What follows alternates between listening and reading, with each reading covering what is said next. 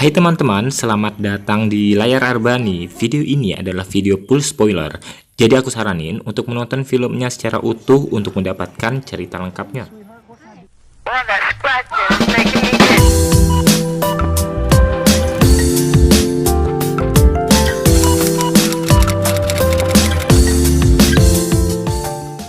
Kali ini aku akan membahas film The Dead of Night 2021.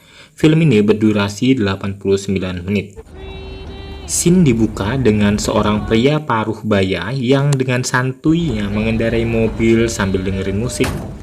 Beberapa saat kemudian, ia dikagetkan dengan sosok misterius yang berbaring di tengah jalan. Ia menghampiri dan tanpa diduga, ternyata pria paruh baya tersebut hanya dijebak. Pria itu dibunuh dan dengan menjerat tali ke leher. Wow, sadis banget ya. Dari sini, psikopat akan terus menjalankan aksinya. Scene beralih ke seorang gadis bernama Maddie yang berada dalam sebuah pertunjukan koboi banteng. Ia membeli popcorn, tetapi ada seorang polisi bernama Luke yang tampak memperhatikannya. Pria itu seperti tertarik dengan Maddie.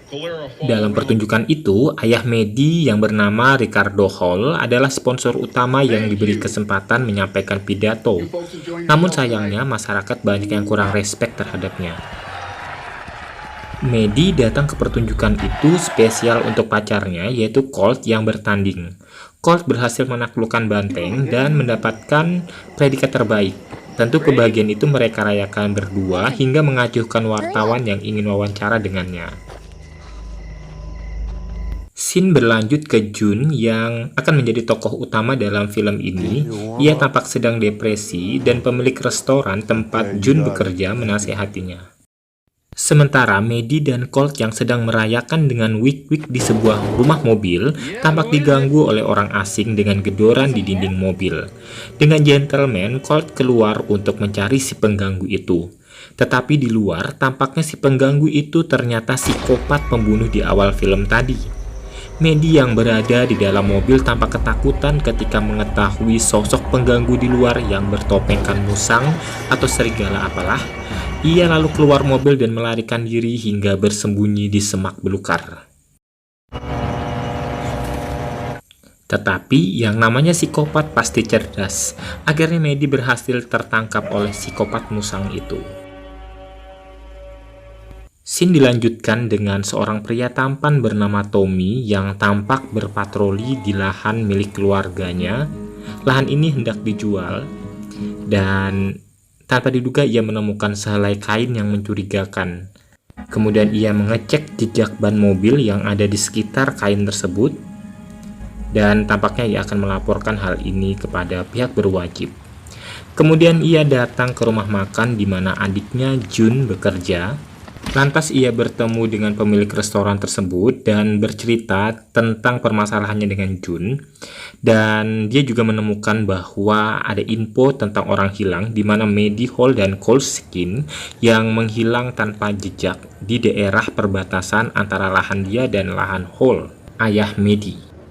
Tommy lantas menghubungi pihak berwajib mengenai hal itu berdasarkan jejak temuan di lahan dia. Tommy memberitahukan hal yang ia temukan. Luke dan seorang polisi tua melakukan penelusuran terhadap jejak mobil berdasarkan informasi dari Tommy. Akhirnya mereka menemukan mayat Maddie dalam rumah mobil tersebut, sementara Colt ditemukan tak jauh dari sebuah kolam. Selanjutnya Tommy diinterogasi oleh Luke dengan beberapa pertanyaan terkait kematian Colt dan Maddie. Luke secara terang-terangan mencurigai Tommy berdasarkan informasi jejak mobil yang mengarahkan ditemukannya mayat Maddie. Scene beralih kepada Jun yang akan membayar bensin untuk mobilnya di sebuah toko. Tampak dua pemuda berandalan merayunya. Jun tidak menghiraukan, tetapi di depan pintu keluar Jun menjatuhkan beberapa koin kembalian bensin tadi, dan ia bertemu sosok misterius.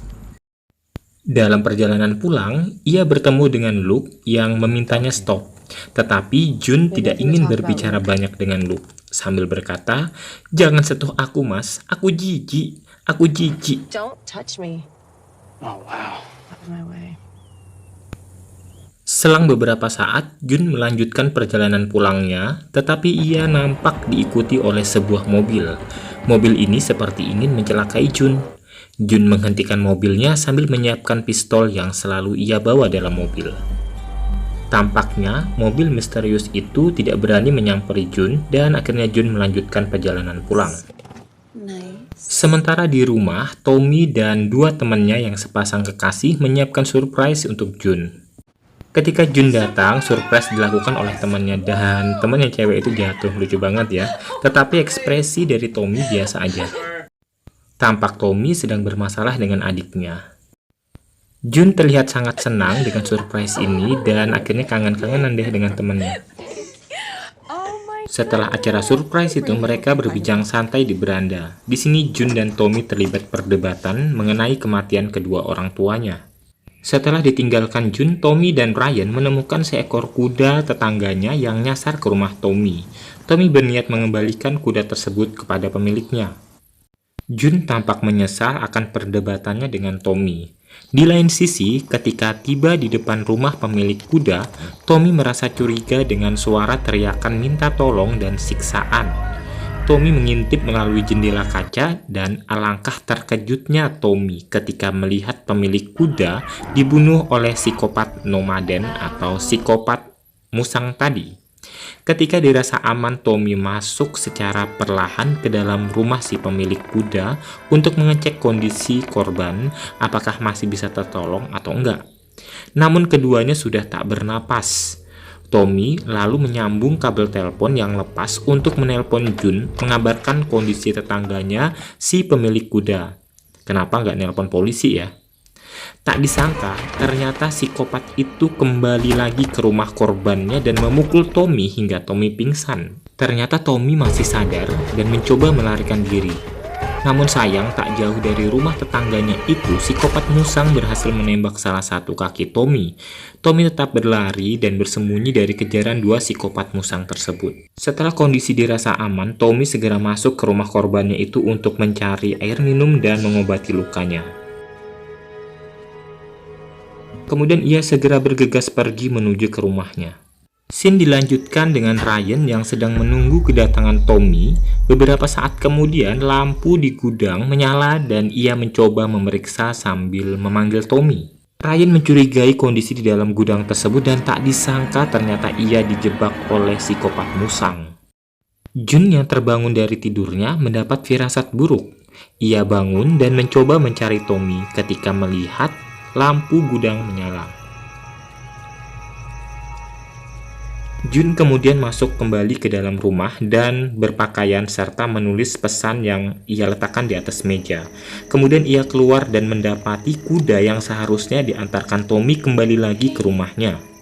Ia kemudian mencoba membangunkan Amber dan mendapati topi yang seharusnya jatuh di jalan ketika dikejar oleh sebuah mobil aneh berada di atas meja rumahnya.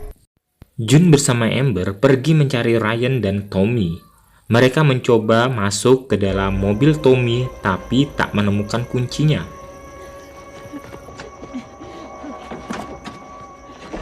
Kemudian mereka mencoba bersembunyi di dalam mobil agar tidak ditemukan psikopat musang tersebut.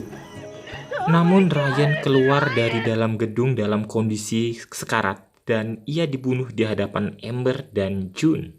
Walaupun Jun mencoba menembak, tapi ia tak kuasa melakukannya. Ia hanya bisa memberikan tembakan peringatan dan akhirnya didengar oleh Tommy. Di sini Ryan akhirnya tewas.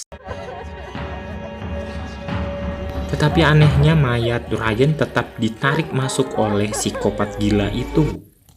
Di sini mereka berdua jadi bulan-bulanan dua psikopat musang tersebut. Di sisi lain, Tommy yang terluka dan banyak kehilangan darah masih mencoba untuk berjalan menuju rumahnya.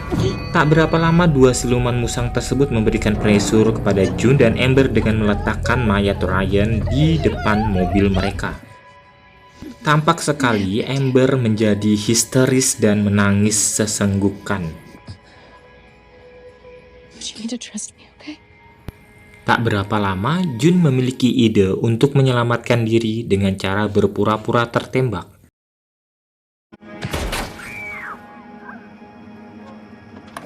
Rencananya berhasil ketika ia mulai keluar dari mobil, psikopat datang untuk membunuhnya.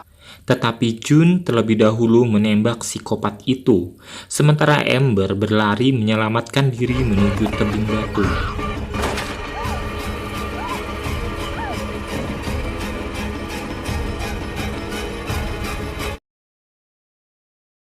Kemudian Jun berlari dari kejaran salah satu psikopat, tetapi Jun berhasil dipukul psikopat yang lain, dan di sini Tommy datang menyelamatkannya.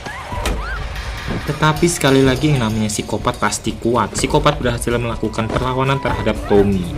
Akhirnya, Jun berhasil menembak mati psikopat itu. Jun dan Tommy bergegas menyelamatkan diri masuk ke dalam rumah, sementara Amber masih berlari dari kejaran salah satu psikopat. Di sini, Tommy masih mencari alatnya, tapi di sisi lain, Amber berhasil ditembak mati oleh psikopat itu dengan beberapa kali tembakan. Sementara Tommy dan Jun segera mencari bantuan dengan menelpon, tetapi kabel telepon terputus dan rumah berantakan.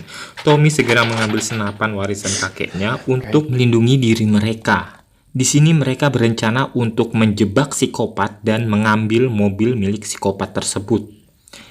Rencana berhasil, psikopat datang dan Tommy serta Jun menjebak dengan psikopat yang sudah tewas tadi. Psikopat musang datang menghampiri rekannya yang sudah tewas. Akhirnya Tommy berhasil menggencarkan tembakannya menuju ke psikopat. Tapi psikopat itu berhasil menghindar. Tetapi di sisi lain, Jun berhasil mencapai mobil dan meraih mobil milik dari psikopat musang tersebut. Dan mereka berhasil membawa mobil tersebut menjauh. Namun karena Tommy yang sudah mulai kehilangan banyak darah akhirnya pingsan dan psikopat itu datang lagi untuk membunuh mereka. Tommy berhasil ditarik keluar oleh psikopat tersebut dan psikopat itu mencoba untuk membunuh Jun, tetapi di sini Tommy ternyata masih hidup dan mencoba untuk melawan dari psikopat tersebut. Akhirnya sang pahlawan kesiangan datang. Tommy meminta Luke untuk segera membunuh psikopat musang tersebut dan akhirnya setelahnya Luke mencoba mengambil pistol yang dimiliki oleh Jun, tetapi ia malah menembak Tommy hingga tewas dan mencoba masuk untuk memperkosa Jun. Ternyata Jun berhasil selamat. Film ditutup dengan adanya sosok misterius di jalan. Sampai di sini video review film kali ini. Thanks for watching. See you next video. Deep in the shadows, I know it's hard to put one foot in front of the other. So far